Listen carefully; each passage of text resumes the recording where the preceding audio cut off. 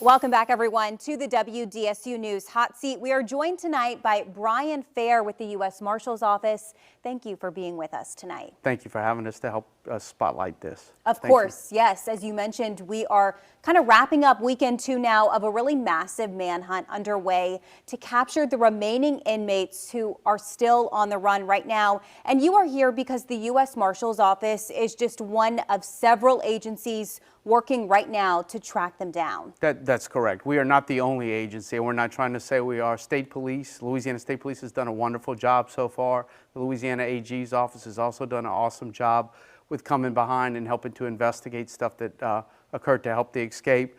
And all the other agencies, HSI, Orleans Parish Sheriff's Office, and there's a bunch of other agencies, too many to name, that have been involved in this. So it's an intensive manhunt right now. Exactly. So many agencies kind of working hand in hand, working so flawlessly all together and without compromising any of the investigation, obviously, because that's the last thing that we want to do here. But we just want you, if you can, to elaborate kind of on those search efforts that are underway right now. What can you say about that massive manhunt that is underway? So it obviously is massive. It's involving multiple agencies working around the clock. Following up on tips, Crime Stoppers GNO has been a huge partner with this investigation by providing tips to us. The reward money that they're providing, that the FBI is providing as well. ATF is huge with what we're doing. So that's part of it. And then going through the tips and actually looking at them, vetting them, sending people out, boots on the ground, and checking on the tips. Yeah, I know that you guys have been those boots on the ground on the streets for several days now. This search really is intense. It is all hands on deck. It is all around the clock. Correct. It is all around the clock. A lot of the work is being done in the office and out of the office, so a little bit of everything. There's a lot of background investigating that we have to do on this, and then we hit the streets. It's starting to get warm, too, I might add. It definitely is. Yes, it is. But it doesn't slow you down. No, we it know does that. not. Yes. And while those search efforts are underway and just continuing to intensify right now, we've also seen, Brian, the arrests of accomplices that have really started to rack up now. I'm sure that that comes as absolutely no surprise to law enforcement. It doesn't. There's been multiple arrests so far. There may be more as this investigation goes on. I've personally been involved in interviews on one of the cases. I don't want to say which target it was, but an associate of the target, it was like pulling teeth just to get basic information from this person about a phone number for their daughter and whether their daughter knew the target's associate or not. And this was the grandmother of that child, so just to talk to people. So it's been hard, and this person's actually an educator. So we were not, they may or may not be charged in the future. There may be charges coming for other people. And we would like to say, if anyone knows anything and they're a little apprehensive about, like, maybe you were involved, now's the time to come clean. There's some stuff that can be done. Maybe you won't be charged, or maybe your charges will be minimized. But now's the time to come forth and say, hey, I may have done something, and report it. Report what you did. There's stuff we can work out with you. Right. I was going to say, probably the best thing people can do in those situations like you just described is just be forthcoming and let you guys know what it is they know. Correct. We understand it's a family member of yours, or maybe a family member or a good friend or an associate, but it's time to come clean, because eventually as the investigation goes on, we may uncover more stuff that could lead to additional charges for people. And some people could be looking at 5 years in Louisiana DOC custody. That's, quite a bit of time. It is. A lot of these charges we've noticed are called accessory after the fact charges. So can you elaborate on what exactly that is? Like, what are they accused of doing if they're being charged with accessory after the fact? So accessory after the fact is helping after they escaped, either providing them clothing, food, shelter, giving them a ride somewhere, things like that along those lines. Just giving them aid and not reporting that aid, talking to them on the phone and continuing to tell them you're going to help them and providing any kind of aid that you might provide them. Yeah, money, clothes, supplies, correct, anything supplies, like that. Anything that'll help it make us harder to find them. Which obviously is a crime. Correct, absolutely. It's a felony, I might add.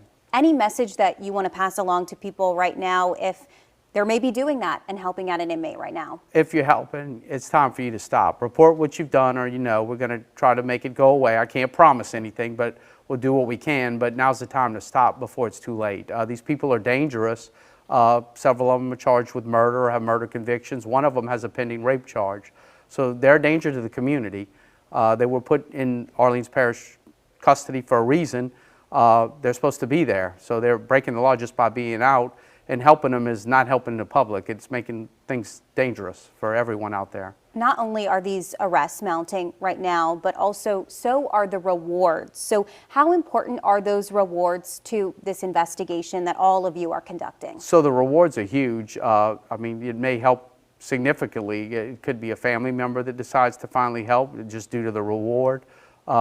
But it does stimulate more tips, and it puts the case more to the news, more in the forefront. So where we're getting tips, their pictures are always on the news. So it's making it harder on them too, because they know that there's reward money for them. I'm sure they watch the news as well.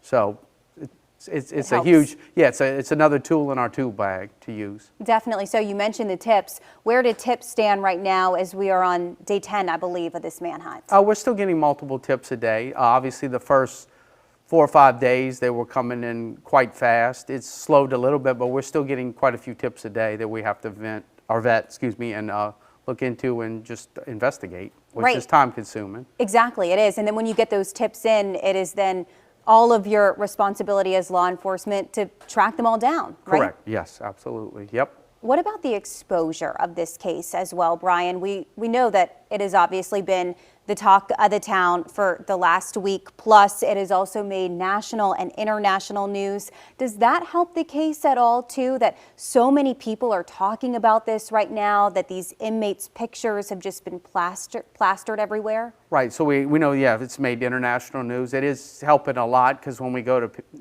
interview people, they already know why we're there. So we're able to kind of get into things a lot quicker and discuss stuff with them, saying, we know you saw this on the news, you know what's going on.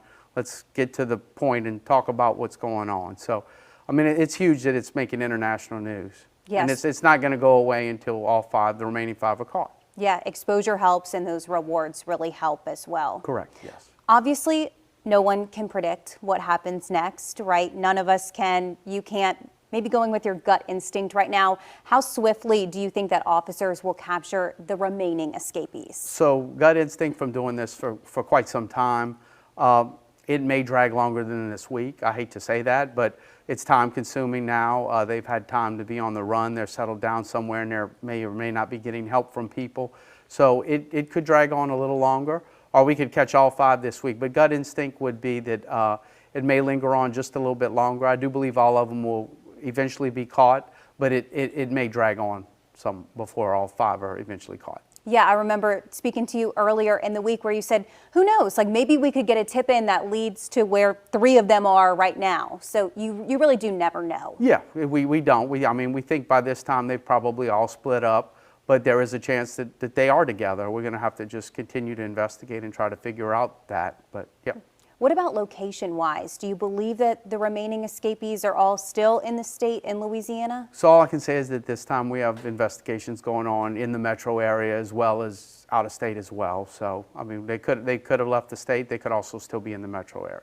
You've got really every basis covered. We're trying to cover every base. If a lead needs to be sent out, we'll send it out to another state if that needs to be done, yes. Either us, the FBI, or one of the other agencies. Our HSI will investigate the lead in another state. And what about the confidence? The confidence is there that the remaining escapees will certainly be caught. Yeah, I definitely believe they will be caught. It may take time.